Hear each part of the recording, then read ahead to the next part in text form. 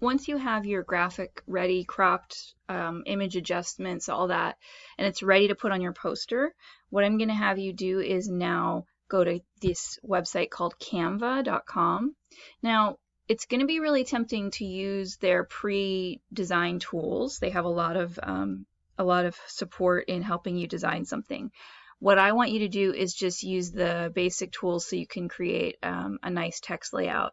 So what you're going to do is click Create a Design, and then we're going to do Custom Dimensions. And the custom dimensions are going to be 2000 by 2500 pixels. The reasoning for that is it's the right dimensions for the poster, which would be a 16 by 20 inch poster. So I click that. It's going to offer you all these templates, but you don't need those. You can just hide that. You're going to click on Uploads, and you're going to go ahead and upload the picture that you edited, or your final one here. So I want my PNG that I saved, so I'm going to click that, Open. Notice it doesn't have a background. Now once it's uploaded, I'm going to go ahead and drag it over here onto my poster. I don't want to make this full screen because I need room for the text layout. So I'm going to size this down a little bit. It's meant to be at the top of the page. You'll notice Canva helps you lay it out. Okay, so now I'm going to grab my text tool over here.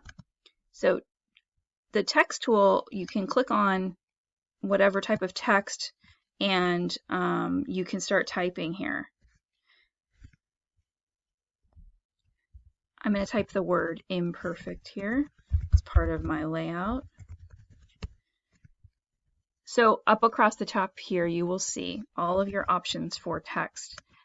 You've got all kinds of fonts to choose from.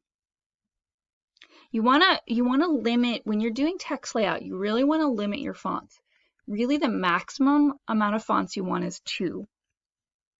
You can have only 1, but really no more than 2. If you do more than 2, it starts to look really messy and disorganized.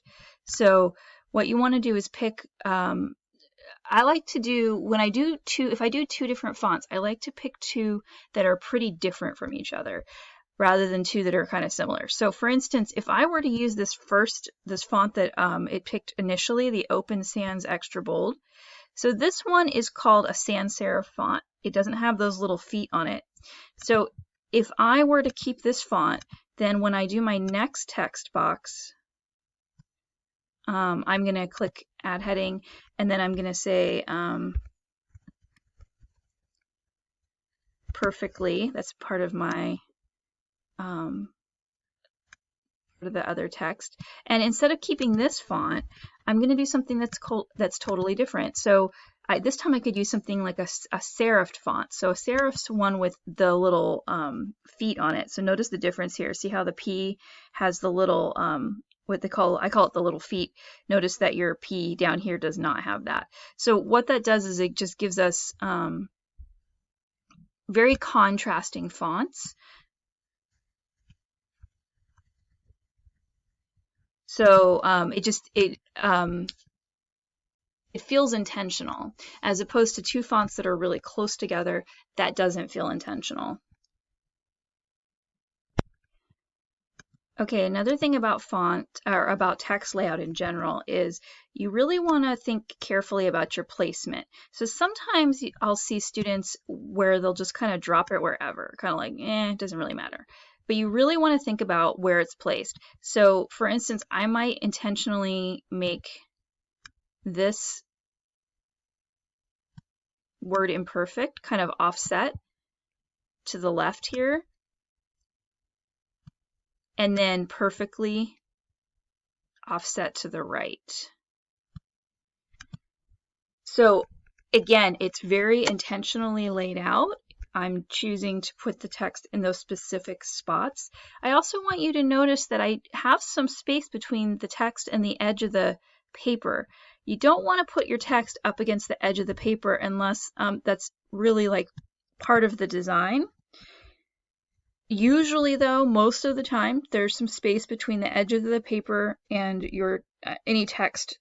This graphic was intentionally designed to be cut off at the top here, But normally, same thing with a graphic, I would leave some space, but it doesn't make sense with this particular design. It makes more sense to have it from the top. So again, perfectly imperfect. I laid this out. There's a million ways to lay this out, but this is one particular way. You have all kinds of options here. You could rotate this. You can change the color. You can think about your color scheme here.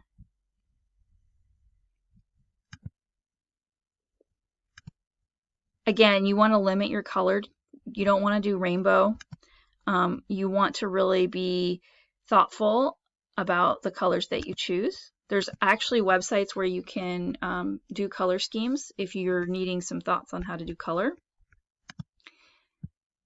I'm going to show you some more strategies in the next video on text layout.